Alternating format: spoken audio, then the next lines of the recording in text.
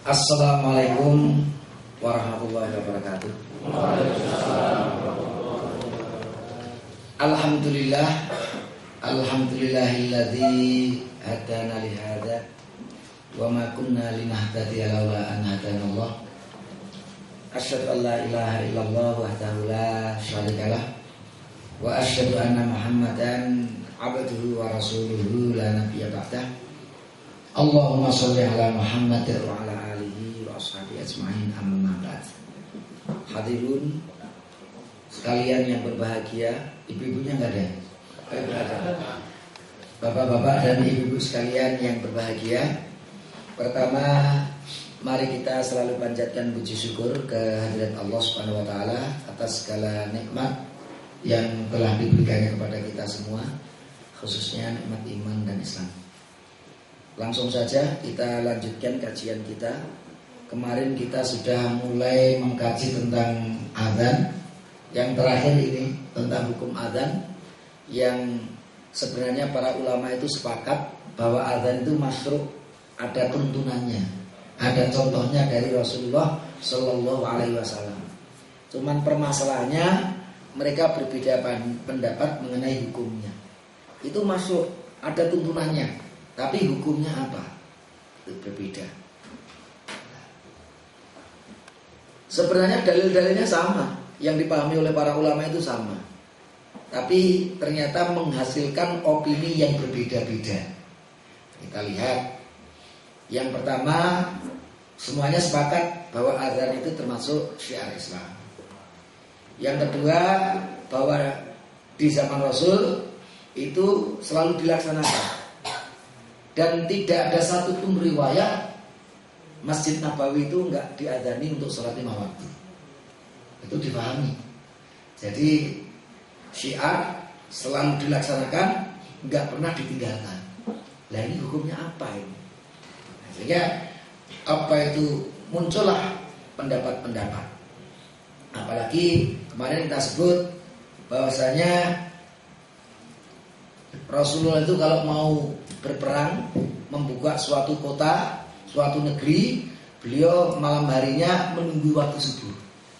Kalau waktu subuh ada adzan subuh, beliau tidak jadi menyerang tempat itu. Tapi kalau tidak ada adzan subuh, beliau serang. Ini menunjukkan bahwa adzan itu sesuatu yang sangat penting. Kemudian ini bahkan perintah Rasul. Ketika ada seorang sahabat datang, kemudian beliau memberikan pesan, apabila nanti datang waktu sholat, maka hendaknya salah satu dari kalian adzan, kemudian qomat, dan salah satu dari kalian menjadi imam. Jadi sudah ada perintah. Karena sebagian mengatakan al aslu fil amri lil wujub. Asal dari perintah menunjukkan wajib. Aqimus sholat, sholat itu hukumnya wajib. Ini fa'adzina, kalau datang waktu sholat, adzanlah kalian. Artinya apa itu? Ada perintah. Yang keempat, Rasul bersabda, tidaklah ada 3 orang dalam suatu kampung, kemudian di kampung itu ketika masuk waktu sholat tidak diadzani, tidak ada iqomat, kecuali setan pasti menguasai kampung itu. Ada 3 orang kok sholatnya tidak diadzani, tidak diakomati, itu tanda-tanda dia dikuasai oleh setan.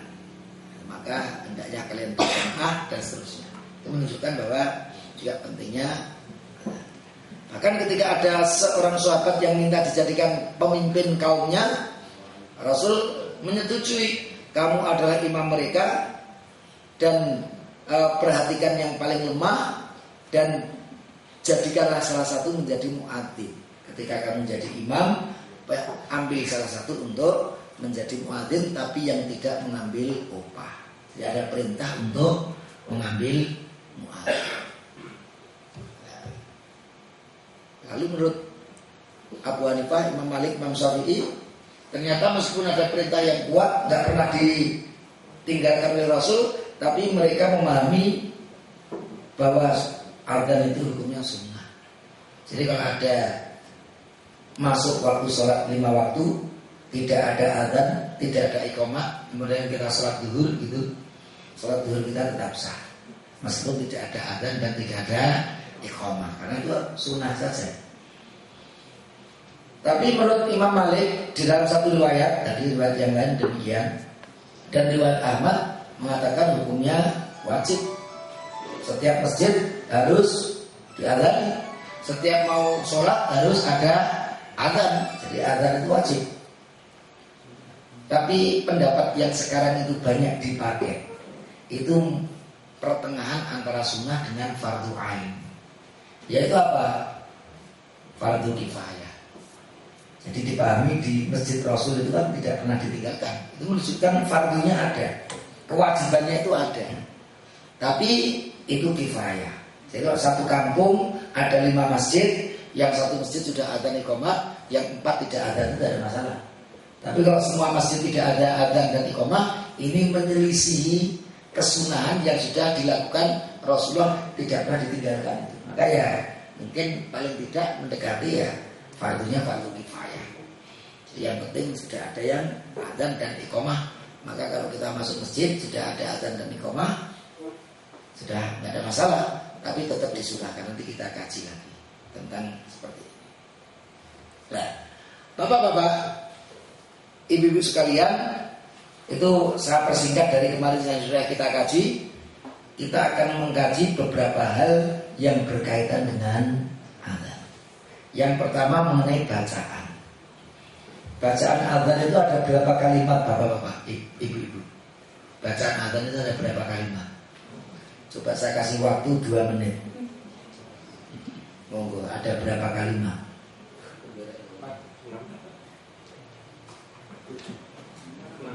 7. 6.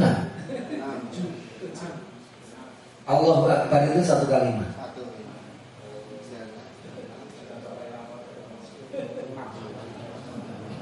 6, 7.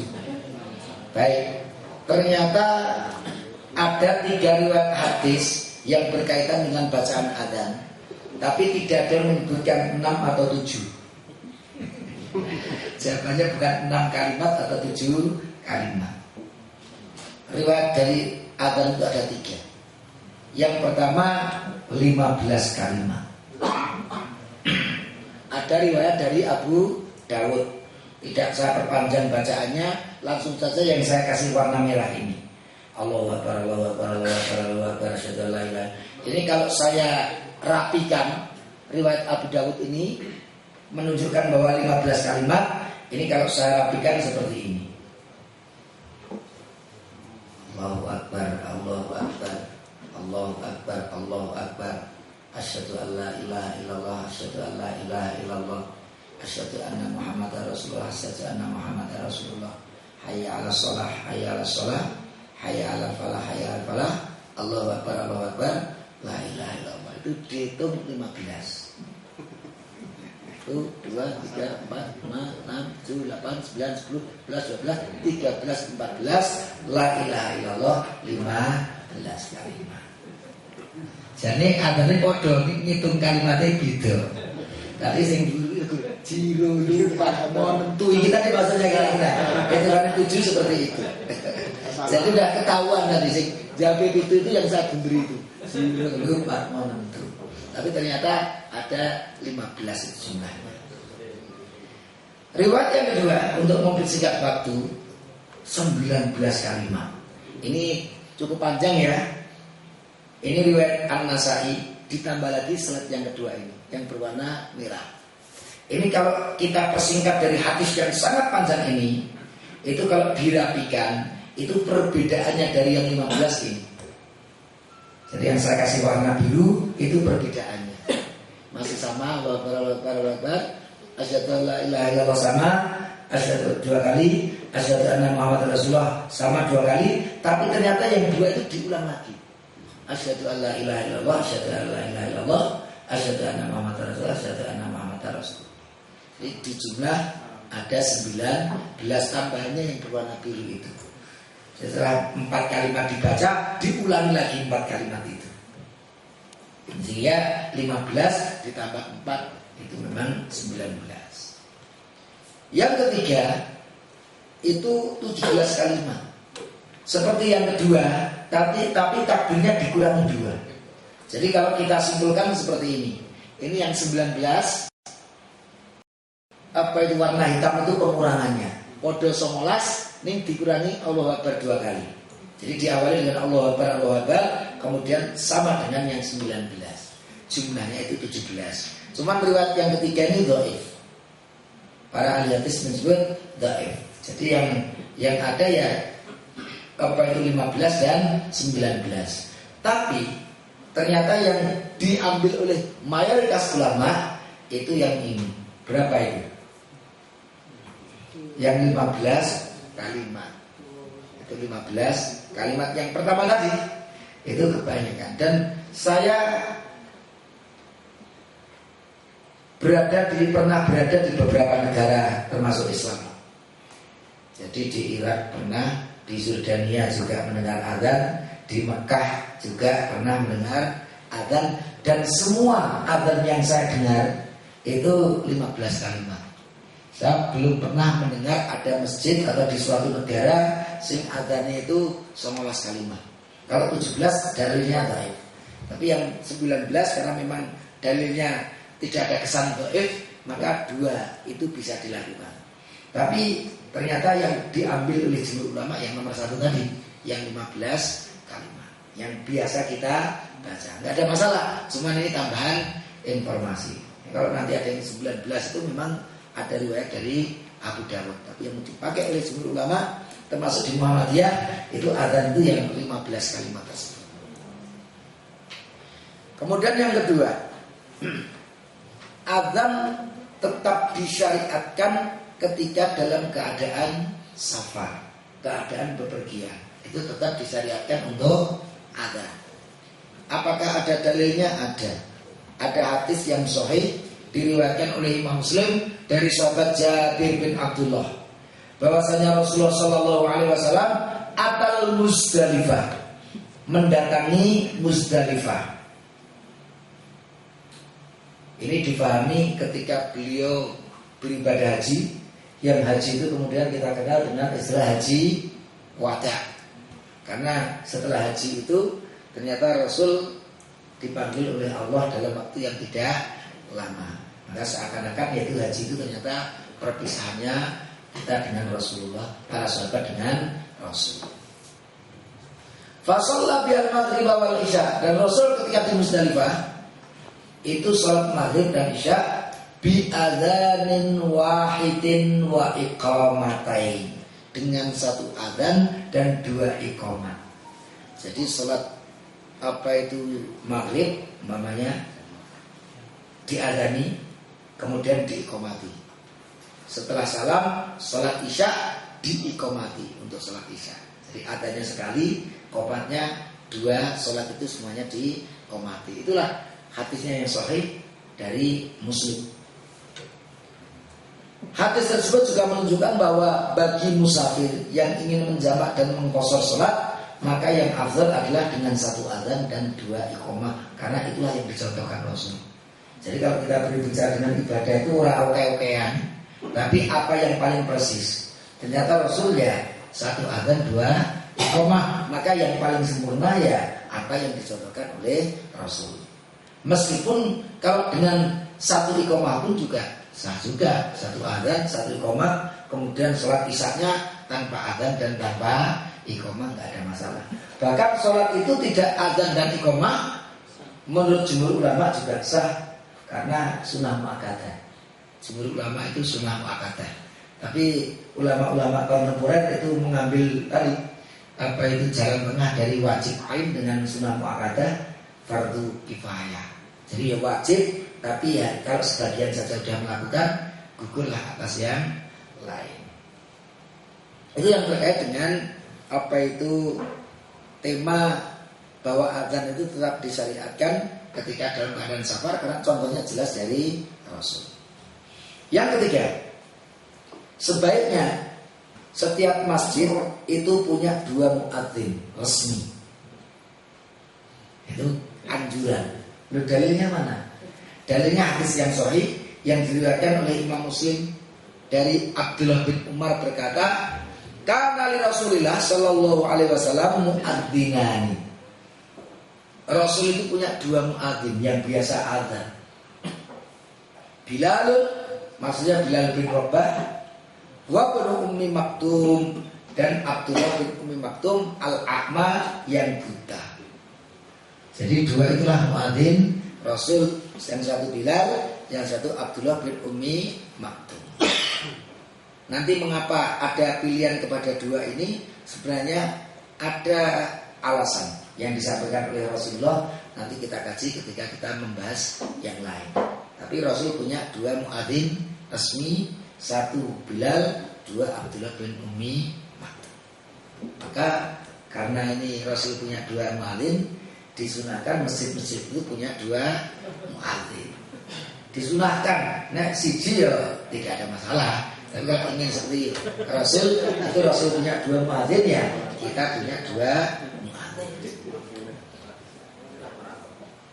Yang keempat, muadzin boleh seorang yang buta meskipun banyak yang lain yang bisa melihat. Jadi ternyata tidak ada masalah sesuai dengan hadis yang tadi sudah kita baca.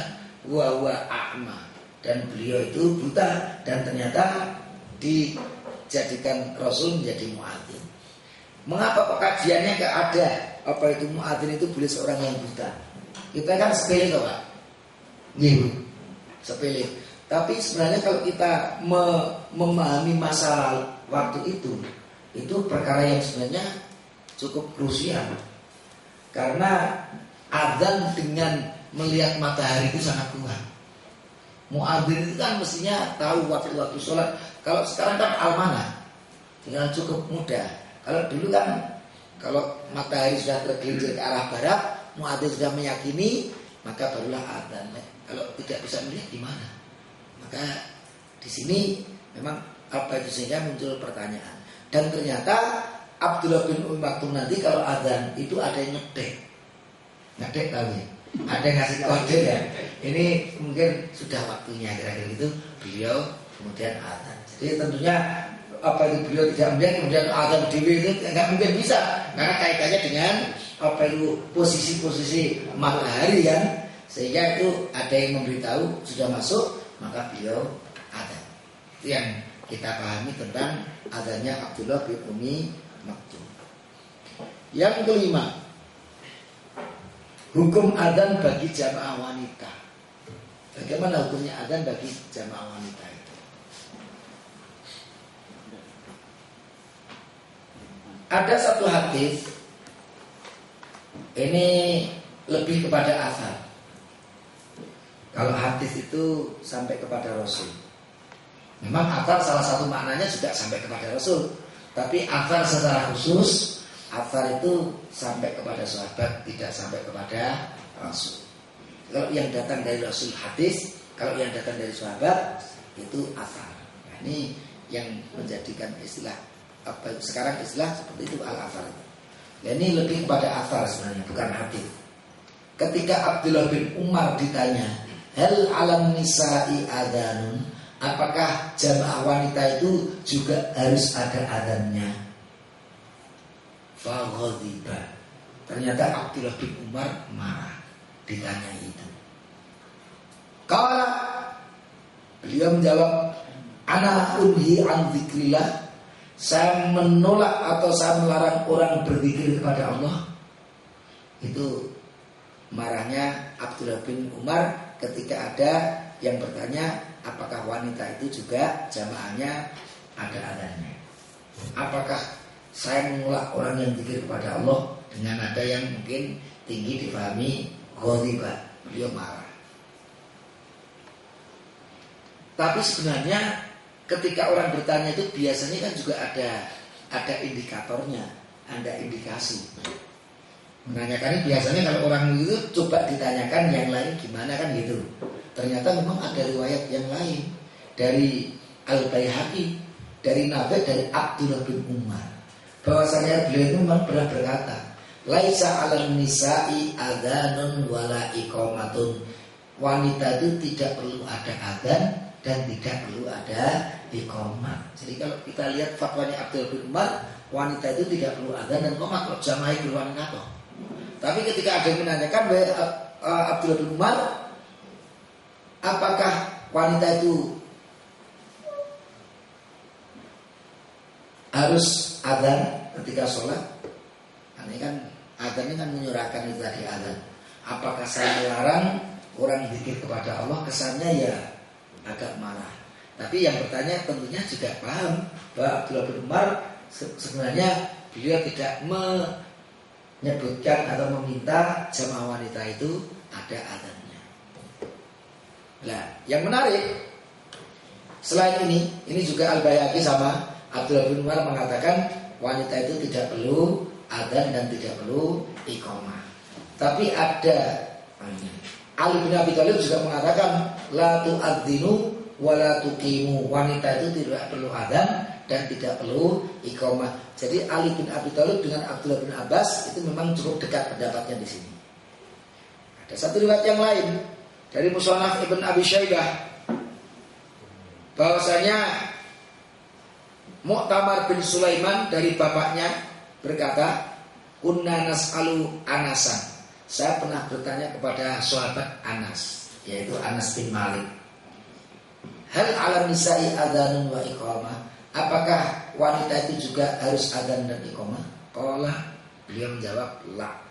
Wa in fa'alna, kalau wanita tadi membaca adzan dan iqamah, fa huwa dzikrun, itu hanya zikir saja, bukan adzan.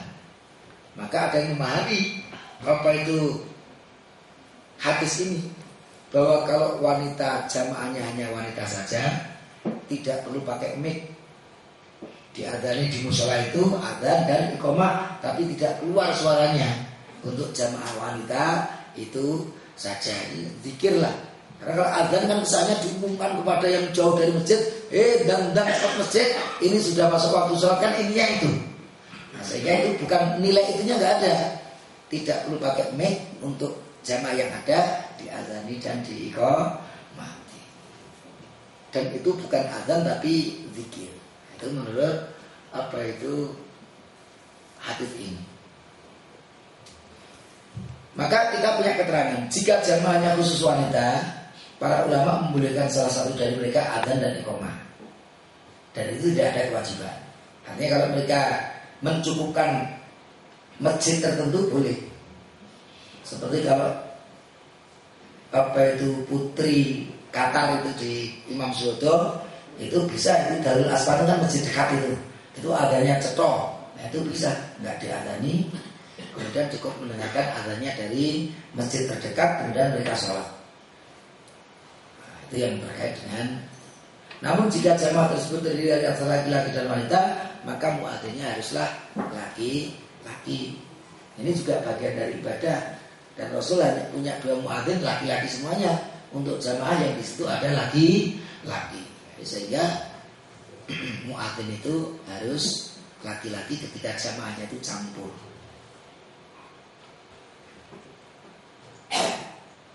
Mungkin ada pertanyaan dari tema yang tadi saya sampaikan. Nggih, monggo. Saya baca di fikihnya Said Safi, Ya. mengadzankan anak yang baru lahir. Ya. Itu gimana Ustaz? Baik, saya tidak mendalami dengan seksama memang. Tapi saya membaca hasil kajian beberapa ulama-ulama kontemporer tentang mengadzani apa itu anak ketika lahir. Ada riwayat-riwayat kontemporer itu ya ulama-ulama sekarang. Apa itu ulama-ulama zaman now? Itu ulama-ulama kontemporer. Ulama-ulama sekarang itu fatwanya setelah mengkaji, ternyata hadis tentang mengadzani anak dan mengiqamati itu ada 3 jalur periwayatan. Dan 3 jalur periwayatan itu ketika dikaji, itu selalu ada nama yang cacat di dalam riwayatnya. Maka cacat sanad. Meskipun Abu Dawud juga meriwayatkan, tapi cacat sanad. Ada beberapa nama yang disebutkan, cacatnya di mana itu disampaikan oleh ahli-ahli hadis sekarang ini. Karena hadis itu bisa dicacat atau menjadi lemah itu bisa karena sanadnya, bisa karena matanya. Nah, ini kalau di sini yang terkait dengan bayi itu yang dicacat kuat adalah sanadnya, periwayatannya, jalur periwayatannya. Ada hadis yang dicacat itu karena matanya, isinya. Contohnya ada hadis palsu. Al-badinjanu dawaun likulli da. Terong itu adalah obat segala macam penyakit. Itu ternyata setelah diseleksi itu hasilnya palsu. Ada di dalam hadis itu sanadnya yang pemalsu hadis.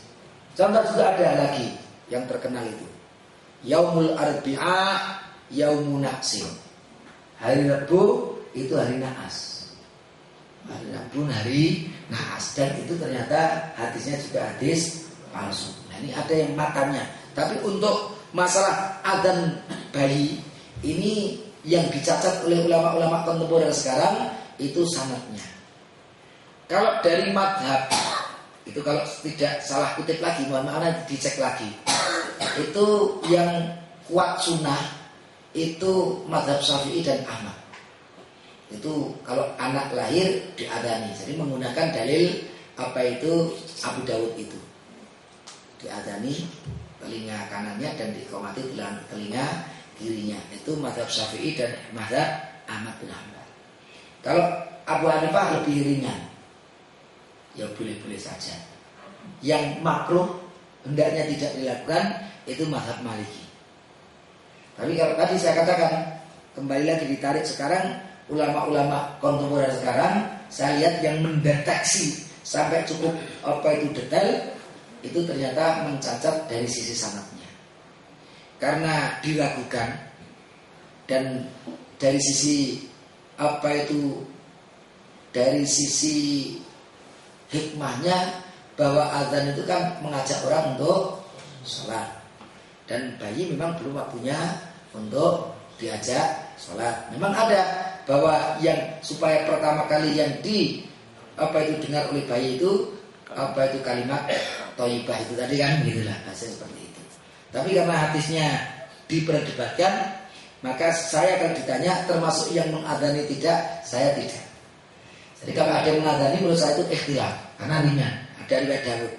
Tapi karena ulama-ulama hadis sekarang itu mencatat sanadnya, saya lebih baik berhati-hati karena yang mengatakan sunnah itu pun tidak dilakukan juga tidak apa-apa. Tidak dilakukan juga tidak apa-apa. Tapi karena yang melakukan itu diragukan sanadnya, nah saya tidak. Seperti ini. Seperti sholat tasbih. Sholat tasbih itu yang dicatat adalah sanadnya juga. Meskipun itu ada riwayat dari Abu Dawud tentang sholat tasbih, tapi Muhammadiyah tidak menggunakannya. Jadi kalau saudara kita di Nahdlatul Ulama mensunahkan sholat tasbih yang besok akan kita bahas juga secara apa itu detail. Nanti pada waktunya ketika kita membahas sholat-sholat tatawwu nanti masuk di dalamnya adalah tentang sholat tasbih itu. Bagaimana perbedaan ulama mengenai sholat tasbih? Itu yang bisa saya sampaikan. Jadi kalau saya diminta apa itu dengan kalau punya anak ngadani enggak, saya termasuk yang tidak ngadani. Tapi ada riwayat Dawud memang Rasul mengatakan itulah sanadnya itu yang memang kita apa itu ragu-ragu dengan sanad. Itu yang bisa saya sampaikan. Jadi ikhtilaf yang menurut saya ya tidak berat karena ada riwayat Dawud meskipun diperdebatkan sanadnya. Maka yang bisa saya sampaikan. Monggo.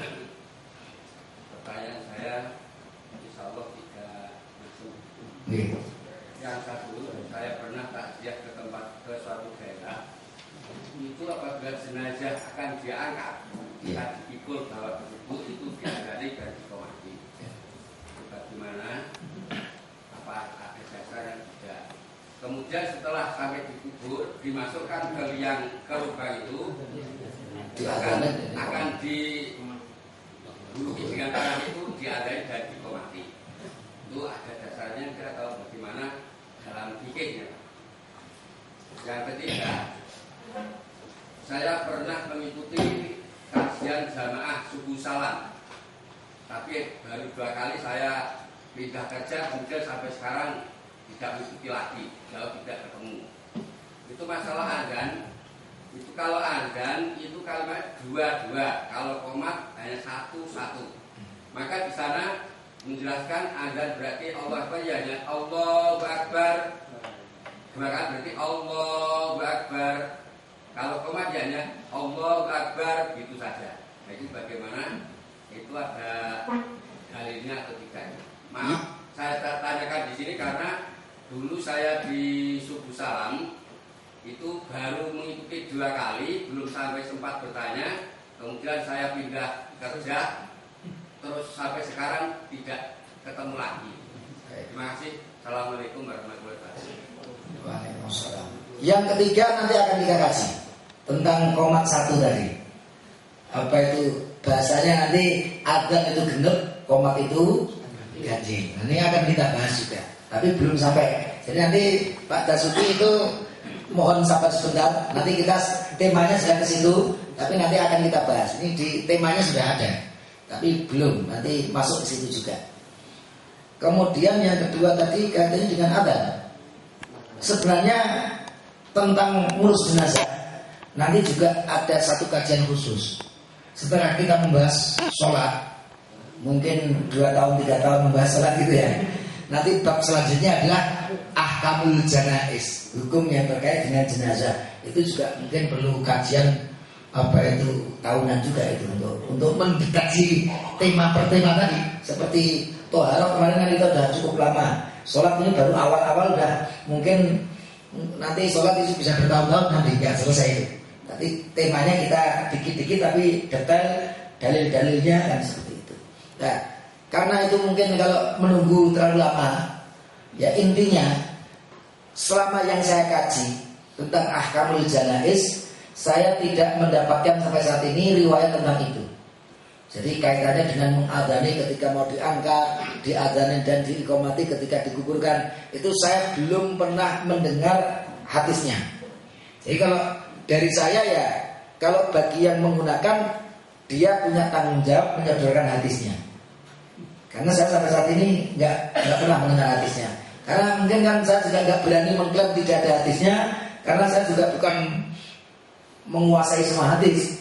Bisa saja hadis itu ada, tidak saya baca. Tapi selama saya mengkaji tentang ahkamul janaiz, saya belum pernah membaca hadis yang terkait dengan pertanyaan Pak Dasuki tadi. Adzan ketika mau diangkat, adzan ketika tidak. Cenderungan saya sebelum kita menemukan hadis yang itu benar-benar sahih, maka kita tidak perlu adzan dan qomat ketika ini dan itu. Karena sekali lagi adzan dan qomat itu memang pengumuman ngajak adzan. Mati ya tidak perlu diajak sholat. Yang diajak sholat itu yang hidup saja, gitu bahasa seperti itu. Itu yang bisa kami sampaikan tentang pertanyaan yang kedua. Yang kedua tadi saya lupa. Ya 2 itu ya. Iya. Sudah masuk itu ya. Itu baik. Itulah kurang lebih yang bisa saya sampaikan mengenai pertanyaan-pertanyaan tadi. Yang keenam, hukum adzan bagi yang sholat jamaah atau sendirian setelah sholat utamanya di masjid tersebut selesai. Pernah alami ya? Masuk masjid, ini sholatnya rampung. Kita adzan dan iqomat lagi atau tidak perlu? Menurut jenengan berikut. Tidak perlu adzan. Baik. Jika seseorang ingin sholat di suatu daerah yang salah satu masjidnya sudah diadzani, maka sudah cukup. Ini kajian. Poin yang kedua, namun apabila dia tetap adzan dan iqomah, itu lebih baik karena keutamaan keduanya. Karena adzan itu ada pahalanya, mendengar dan menjawab adzan itu juga ada pahalanya. Qomat juga demikian, yang membaca dapat pahala, fadilahnya kan mana ada. Yang mendengar dan menjawabnya pun juga ada pahalanya. Nah, ini maka lebih baik itu dilakukan karena tambah pahala. Demikian juga jika seseorang masuk masjid dan sholat berjamaah yang utama sudah selesai, adzan sebelumnya sudah cukup, namun apabila adzan dan iqomah lagi, itu ternyata lebih baik. Dasarnya mana? Memang ada musnad dari Abi Ya'la. Ini bukan dari Rasul langsung, tapi dari Anas bin Malik. Jadi ceritanya Anas bin Malik. Anas bin Malik itu termasuk perawi hadis. Beliau sahabi yang banyak meriwayatkan hadis. Wafatnya di Basrah. Mungkin dulu sudah saya ceritakan, saya mencari-cari kuburan beliau jauh dari kota Basrah. Alhamdulillah ketemu, bisa berdoa, mendoakan beliau langsung di depan kuburan beliau ini. Anas bin Malik termasuk sahabat yang terakhir wafat sekitar tahun 90-an Hijriah. Jadi 80 tahun setelah wafatnya Rasul, Anas bin Malik meninggal. Jadi kan cukup panjang itu. Jadi memiliki apa itu sahabat yang termasuk akhir-akhir wafat. Setelah itu habis sahabat itu. Kira-kira begitu. Dan nanti menarik ketika kita mengkaji madhab Hanafi, ulama-ulama Hanafi menyebut bahwa Imam Abu Hanifah itu pernah bertemu dengan Anas bin Malik dan belajar dari beliau beberapa hadis. Jadi beliau memahami ulama-ulama madhab Hanafi bahwa Imam Abu Hanifah itu tabi'in. Dia bertemu dengan sahabat meskipun itu hanya satu, yaitu Anas bin Malik, dan sempat belajar dari beliau. Ini ngelantur sampai ke situ. Ini ceritanya Anas bin Malik tadi, sahabat. Nah, ketika beliau mampir di masjid Bani Sa'labah, faqala, Anas bin Malik bertanya, as-sholatu hei jamaah, apakah kalian sudah pada sholat ini? Kira-kira mungkin sudah curiga kok, bentuknya kira-kira kan gitu dah. Apa sudah sholat? Qala, maka jamaah menjawab, kulna. Kita katakan, na'am. Iya, sholat sudah selesai. Wadhaka sholatu subuh. Yang meriwayatkan cerita itu menyebut bahwa sholat itu waktu itu sholat subuh. Apa yang dilakukan oleh Anas bin Malik? Fa'amara rajulan fa'adzana wa aqama summa sholat bi ashabi. Ternyata beliau sama rombongan kan yang belum sholat itu beberapa, beliau memerintahkan salah satunya untuk azan dan qomat. Kemudian beliau sholat apa itu subuh yang sudah terlambat dari sholat utamanya tadi. Nah, ini dari hadis ini, maka meskipun azan dan qomat utama dan jamaah utama sudah selesai, tapi tetap disunahkan untuk azan dan iqamah yang kedua. Tapi saya juga punya pendapat, tapi ini tambahan dari saya. Kesunahan itu, kesunahan untuk zikir saja. Kesunahan untuk zikir karena keutamaan dari bacaan itu kan ada, tapi bukan adzan yang utama. Karena kalau ada adzan yang utama nanti khawatirnya malah ada salah paham nanti. Udah adzan qomat setengah jam atau sak jam setelah itu ada adzan lagi, loh kalimat lagi qomat apa ini? Bingung masyarakat nanti malah. Nah, maka adzan itu orang nganggo mic, orang sana, tapi adzannya itu untuk didengarkan yang mau sholat, sehingga yang membaca ada pahalanya, yang mendengarkan juga ada pahalanya, tapi masyarakat yang sudah sholat tidak perlu bingung karena ada adzan dan iqamah lagi. Tambah keterangan dari saya. Nah, diturunin kita peranya memang. Itu hanya saya memahami itu demikian. Kalau dulu kan tidak ramai, sehingga tidak dibedakan kan. Cuman yang saya pahami itu Anas bin Malik itu meminta muadzin itu, saya kira juga bukan muadzin yang terus naik di menara kemudian muadzin salam. Itu adzan untuk jamaahnya yang belum sholat di adzan dan di iqamah. Itu pemahaman. Nek punya pemahaman beda yang monggo itu memahami teks yang ada demikian. Itulah yang berkaitan dengan ini. Mungkin ada pertanyaan lagi? Ini tak. Yang baik terjadi itu perbedaan antara yang dilakukan dan tidak dilakukan. Itu yang baik. Zaman Rasul seperti apa? Baik, kita berarti masuk di sini. Nanti temanya di situ. Yang harus dilakukan ketika ada. Jadi apa saja yang harus dulu, dan harus yang pokok-pokok dulu. Satu, masuk waktu sholat.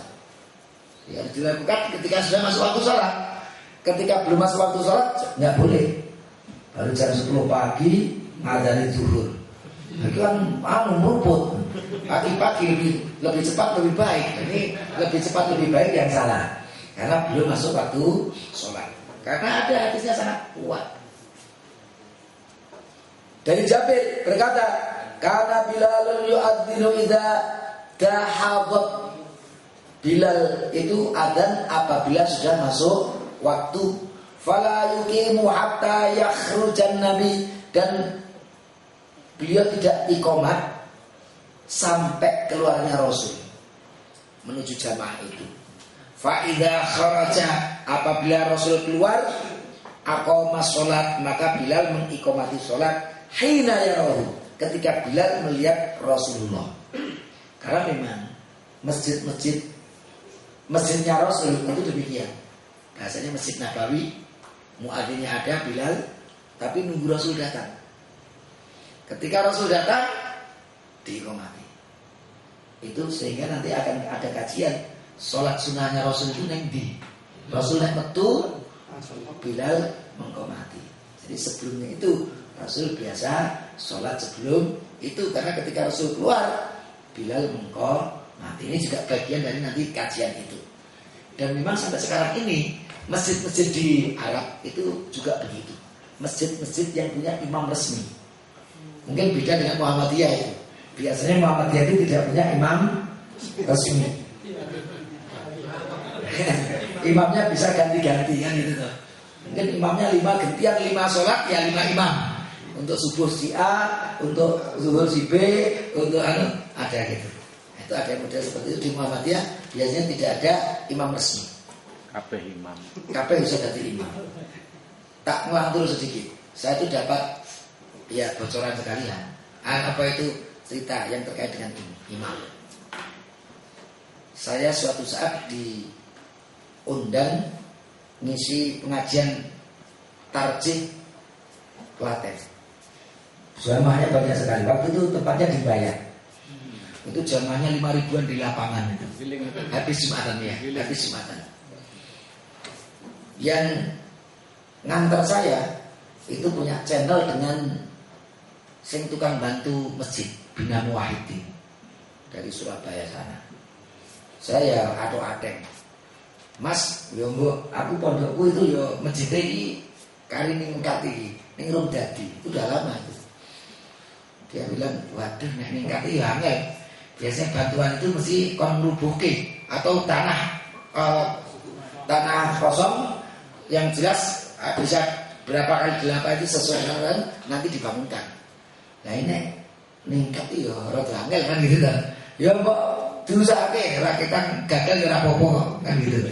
Waktu itu perjalanan ngisi ke apa itu Klaten juga cukup lama. Nah ternyata bagi saya itu minhatul layah tasik itu tidak tersangka-sangka. Beberapa minggu yang lalu tahu ngebel. Ini sudah saya usahakan. Kemudian beberapa hari setelah itu ngebel. Insya Allah ada kesempatan. Sekitar seminggu yang lalu mungkin ngebel. Ini orang Arabnya ada di Jogja dan tak amparkan sisam ke Imam Suhodo, mungkin langsung nonton. Akhirnya ya itu, saya siang hari itu ya badminton sambil menunggu syekhnya dari Arab itu datang. Nanti kalau udah berangkat dari sana, kalau dihubungi ya badminton saya siang-siang. Ketika asar ada WA-an. Berangkat dari Jogja, kira-kira kan tengah jam sampai 2 jam. Ya wis, badminton sekali lagi.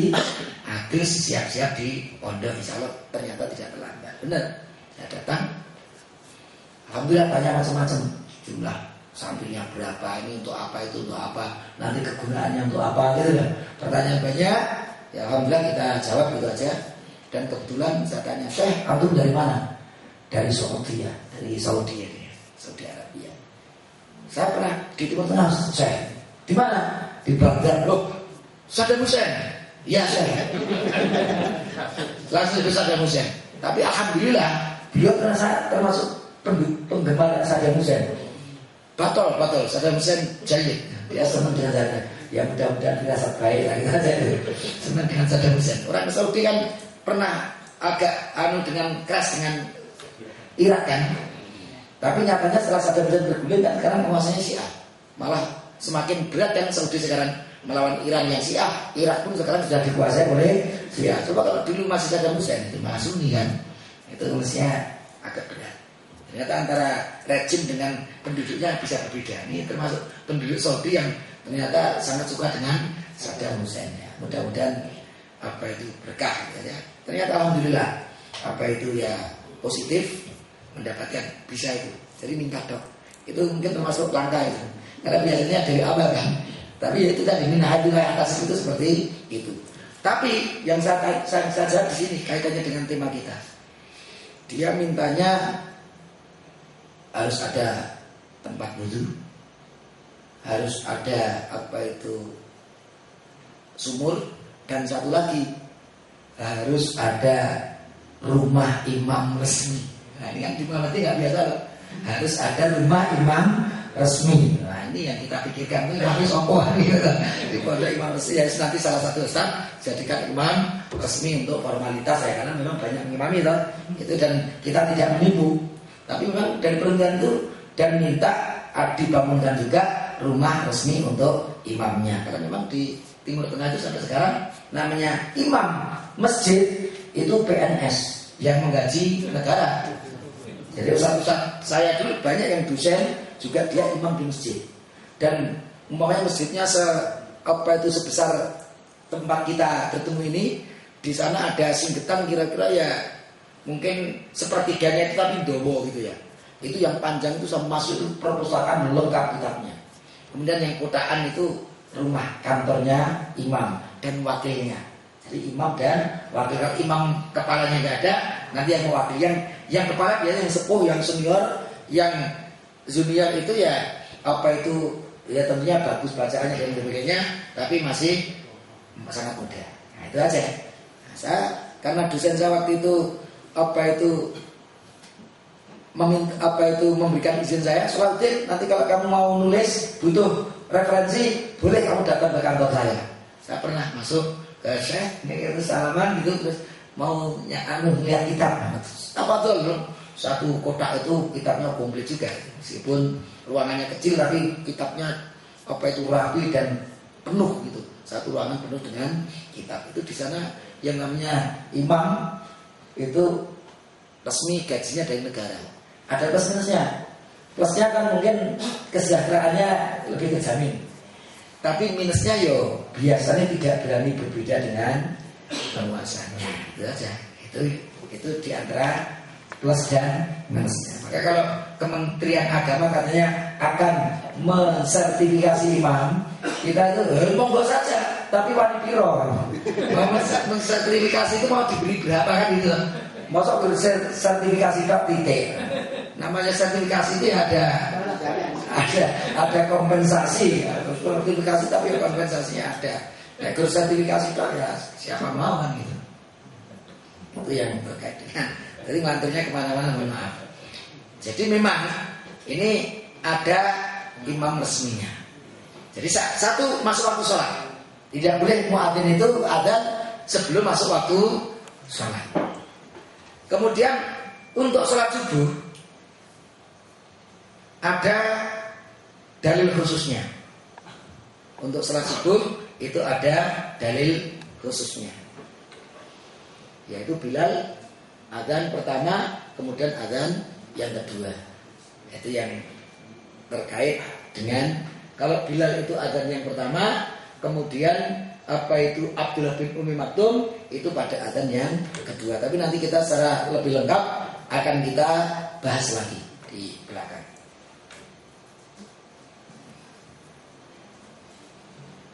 Yang kedua, niat. Karena Rasul bersabda, innamal a'malu binniyat. Jadi seorang muadzin harus berniat ketika dia beradzan, karena adzan termasuk perbuatan yang amal yang soleh, yang penting, maka mestinya dimulai dengan niat. Innamal a'malu binniyat. Yang ketiga, menggunakan lafaz Arab yang sudah dicontohkan sejak zaman Rasulullah Sallallahu Alaihi Wasallam. Jadi menggunakan lafaz Arab yang sudah dicontohkan sejak zaman Rasul. Mengapa? Ya karena adzan itu tetap ibadah makhluk. Maka ya kita hendaknya sami'na wa ta'na. Kita adzannya itu seperti persis apa yang dicontohkan sejak zaman Rasul Sallallahu Alaihi Wasallam yang kemarin asbabul wurudnya sudah kita kaji sejarah apa itu dimulainya atau pertama kali adzan itu dikumandangkan. Karena ini bagian dari apa itu ibadah makhluk. Dan untuk ibadah makhluk itu penting seperti ini. Dengan meruncingkan atau mengerucutkan itu akan membawa persatuan dan kebersamaan untuk ibadah-ibadah seperti ini. Coba kalau dibebaskan, adzane beda, aku perlu karo nojo itu bisa beda. Nah menurut saya yang paling bagus begini, menurut saya begini, kan gitu. Bisa beda-beda itu adzan itu kejauhan sholat itu. Tapi untuk persatuan umat Islam itu mestinya kita mencontoh apa yang sudah dicontohkan oleh apa itu Rasulullah Shallallahu Alaihi Wasallam. Nah ini yang penting juga terkait dengan pertanyaan tadi, menggunakan apa itu tidak merubah lafaz sehingga merusak maknanya. Ini penting. Tidak merubah lafaz sehingga merusak maknanya. Sebenarnya ada lahannya atau lurus itu sebenarnya tidak ada masalah. Karena lahan itu apa ya? Intonasi ya. Intonasi itu ada yang naik turun, ada yang datar, kan? Datar. Saya punya ustadz waktu di Budi Mulia itu kalau jenengan tahu Ustaz Juraimi. Yeah. Itu nek sholat itu datar. Alhamdulillahirabbil alamin. Lama itu diamnya. Ar-Rahmanir-Rahim. Jadi membaca Al-Fatihah itu mungkin bisa 5 menit itu. Bisa bermenit-menit itu. Jadi kita dulu waktu jadi santrinya di Jogja itu banyak cerita lah. Ketika sholat lain itu banyak yang sujudnya tidak duduk lagi kan gitu. Ada yang ketika berdiri jatuh itu karena apa? Karena lamanya membeli rakaat itu jatuh tidak ada karena lamanya sholat. Tapi itu benar-benar pengalaman yang tidak terlupakan itu. Menjadi makmumnya Ustaz Ibnu Juraimi yang cukup panjang. Mungkin ayatnya tidak ayat-ayat yang panjang-panjang. Ayatnya umpamanya ya sabihis lah gitu. Tapi dibaca dengan selambat itu kan panjang sekali. Itu contohnya seperti itu. Itu yang penting itu lurus atau ada lahannya. Itu saya melihat tidak ada ulama yang mempersoalkannya sampai sekarang ini. Nyatanya di Saudi pun juga lahannya juga banyak dari sana kan. Lahan-lahan baik adzan maupun qiraah itu Saudi yang katanya tidak boleh beda. Untuk masalah lahan ini tidak ada saya melihat yang memprotes lahan-lahan itu. Jadi apa itu masalah lahan itu menurut saya apa itu bisa dilahankan, tidak harus datar seperti Ibnu Juraimi itu dari Ustaz Ibnu Juraimi, jadi boleh dilahankan juga dan lahannya sekarang kan bagus-bagus juga. Kita mendengarkan lantunannya itu juga enak untuk mendengarkannya, itu tidak ada masalah asalkan tidak merubah lafaz sehingga merusak maknanya. Sebenarnya ada tambahan kalau bagi saya, yaitu tidak menggunakan lahan-lahan yang kesannya dahulu. Umpamanya dangdut. Kan itu lah. Ada dangdut lah. Masa nanti adanya adzan pakai lagunya lagu dangdut itu. Adzan tapi dengan apa itu irama dangdut kan gitu toh, berdendangan gitu toh. Nah itu naudzubillah min dzalik. Kalau dulu yang baca Quran ya, lalu dandang gula kan. Ya kalau saya itu adzan Jawa. Iya. Kalau saya itu bagi saya itu ya mungkin bukan masalah sah dan tidak sah itu. Itu masalah pantas atau tidak pantas seperti itu. Pantas enggak kan gitu loh. Tidak pantas atau tidak pantas. Kalau kita melihat ya tidak pantas kan gitu aja.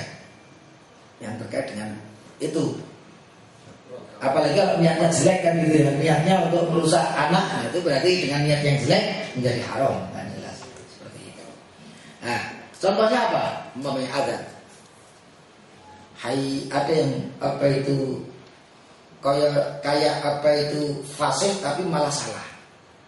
Hayya 'alal fallah. Lamnya malah ditasdid. Nah, itu fallahun itu artinya petani. Padahal al-falahu itu kemenangan. Mari kita menuju kemenangan. Tapi hayya 'alal fallah, mari kita jadi petani berarti. Hayya 'alal fallah, fallahun petani. Al-falah itu kemenangan. Nah, ini kan mestinya benar. Ada juga umpamanya ada adzan asyhadu alla ilaha. Asyhadu alla ilaha. Mestinya asyhadu alla. Lanya panjang karena tidak. Kalau la ilaha itu benar-benar ada Tuhan loh. Karena la itu kalau dibaca pendek itu benar-benar. Tapi kalau dibaca panjang itu tidak. Tapi padahal kewalik itu asyhadu alla ilaha. Itu saya bersaksi sungguh ada Tuhan selain berat sekali dong. Itu berarti berat sekali. Tapi insya Allah kalau tidak sengaja beda. Orangnya karena tidak pasti, tidak sengaja. Itu tidak saya bersaksi bahwa sungguh ada Tuhan selain Allah. Oh bukan begitu kan? Bingung orang itu ketika dia. Tapi itu harus dihasilkan itu. Bacanya salah dan berat itu sebenarnya. Tapi kalau tidak sengaja, insya Allah namanya tidak sengaja ya kesalahan itu. Kalau tidak disengaja tentunya la yukallifullahu nafsan illa wus'aha. Soalnya guru ya. Maka kalau punya keterbatasan mestinya memberikan kepada yang lebih fasih seperti itu. Repotnya mutung. Nah, tidak. Kalau diingatkan tidak boleh mutung, mestinya justru berterima. Itu yang terkait dengan tadi menuju ke pertanyaan tadi. Jadi lahan sekarang adzan itu adzan model Mekah. Adzan model Palestina itu kan ada. Ada adzan model Mesir sekarang ada seperti itu. Itu kalau saya ingat karena saya 9 tahun di Baghdad, saya itu punya lahan takbiran model Irak. Itu beda. Kalau di kita itu Allahu Akbar kan gitu kan. La ilaha illallah. Kalau di Irak itu beda lahannya itu. Allahu Akbar, Allahu Akbar, La ilaha illallah, Wallahu Akbar, Allahu Akbar, Walillahil hamd. Beda sedikit ya. Kalau kita kan beda, lahannya itu beda. Kalau ke saat itu teringat di Baghdad. Kalau orang Baghdad itu kalau lahannya begitu semuanya. Seperti kalau di Indonesia itu hampir semuanya Allahu Akbar, Allahu Akbar. Itu lahan. Enggak ada masalah. Lahannya beda, tapi maknanya tidak merubah. Termasuk adzan. Bisa lahannya bisa lahan Mekah, ada lahan Mesir, ada lahan-lahan yang mu'tabar itu monggo. Itu yang penting tidak merubah makna. Dan tadi lagunya bukan lagu-lagu sing wis aneh-aneh. Sebelumnya dipahami sebagai lahan yang aneh itu tidak pantas. Kemudian mengucapkan lafaz adzan dengan tertib, urut sesuai dengan contoh. Karena adzan termasuk bagian dari ibadah mahdhah yang prinsipnya itu tetap al-ittiba. Jadi tertib. Nah, tadi dari berdasarkan hadis tadi yang kita baca 15 kalimat itu benar-benar berdasarkan hadis dan tidak ada perbedaan di kalangan ulama. Yang keenam al-mu'alat, artinya apa? Berkesinambungan. Jangan Allahu Akbar, Allahu Akbar, mangan se buka se. Nimel mangan se. Engko lanjutannya engko. Itu namanya tidak mu'alat. Bisa dipahami ya? Tidak berkesinambungan. Mengapa? Karena di zaman Rasul Bilal dan Abdul bin Mas'ud tidak pernah adzan itu dijeda mangan se apa se, kecuali menurut para ulama, kecuali kalau tenggorokannya pas adzan adalah kering, kemudian meneguk air seperlunya. Mungkin poso pas lebih banget matinya Allahu Akbar, Allahu Akbar, berarti kan sudah adzan kan gitu, glegek Allahu Akbar. Nah, itu ada minum sedikit, itu ditolerir oleh para ulama. Tapi kalau saya, kecenderungan saya itu enggak begitu. Yang namanya datangnya waktu buka itu sebenarnya bukan adzan, tapi tenggelam matahari. Kalau muadzin itu sudah masuk tenggelam matahari, jam maghribnya jam 5 lebih 35, saya kira sudah jam 5 lebih 35 punjul setengah menit, itu gelegek apa-apa, gelegek karena sudah masuk waktu. Kemudian adzan itu juga sah, tidak ada masalah. Karena intinya sebenarnya masuk tenggelam matahari. Masalah adzan itu tanda bahwa matahari sudah tenggelam, muadzin mengumumkan kepada kita. Itu maka nanti apa itu bahasanya bukan min tulu'il fajri ila adzanil maghribi, tidak. Dari terbit fajar sampai adzan maghrib bukan, tapi min tulu'il fajri ila ghurubis syamsi, sampai tenggelamnya matahari, bukan sampai adzan maghrib, tapi sampai tenggelam matahari. Jadi ukurannya tenggelam matahari itu. Itu al-mu'alat. Yang ketujuh, mengeraskan suara. Nah, ini tadi yang saya sampaikan. Mengeraskan suara karena tujuannya untuk memperdengarkan kepada orang lain. Rasul mengapa memilih apa itu Bilal dan Abdullah bin Ummi Maktum? Gandang. Suarane gandang. Kan ada orang itu yang suarane gandang, ada yang suaranya tidak gandang. Saya nggak tahu orang-orang menyebut suara saya itu termasuk yang gandang. Karena dosen-dosen itu kan sebelah itu karena kalau saya mengajar itu, wah suara saya yang lemah lembut kalah dengan suara sebelah Ustaz Salahuddin. Kan dosen itu bersebelahan itu katanya kebebakan suara saya. Nah, mungkin roto gandang sidik. Itu. Dan ada orang itu yang suaranya gandang, orang bengok kayak bengok-bengok kan itu. Tapi ada orangnya halus. Nah, adanya halus kan langsung nanti. Allahu Akbar, enggak. Apalagi waktu itu tidak ada mic. Bisa dipahami kan? Mengapa Rasul memilih Bilal dan Abdullah bin Umar? Loh, mengapa beliau kok dipilih? Di sini kuncinya. Karena ternyata Bilal itu termasuk yang gandang lain. Lihat kan? Farfa sautaka bin nida. Nanti ketika sahabat yang mimpi itu tadi, apa itu mimpi adzan, maka Rasul tidak memerintahkan yang mimpi tadi untuk adzan. Ajarkan kepada Bilal, biar Bilal nanti adzan seperti mimpi kamu itu. Berarti Rasul memahami sing kuwi mimpi tadi kalah gandang dengan Bilal suaranya. Jadi begitu dialun kumandangkan Bilal itu kan berarti menggema, bahasanya begitu. Tapi mungkin hari ini tetap kesunahan, tapi tidak begitu penting lagi setelah ada mic. Asalkan mic-nya buandang, itu suaranya rada pelan, insya Allah gandang. Tapi suara buandang karena mic-nya ya pada baik radio kan begitu.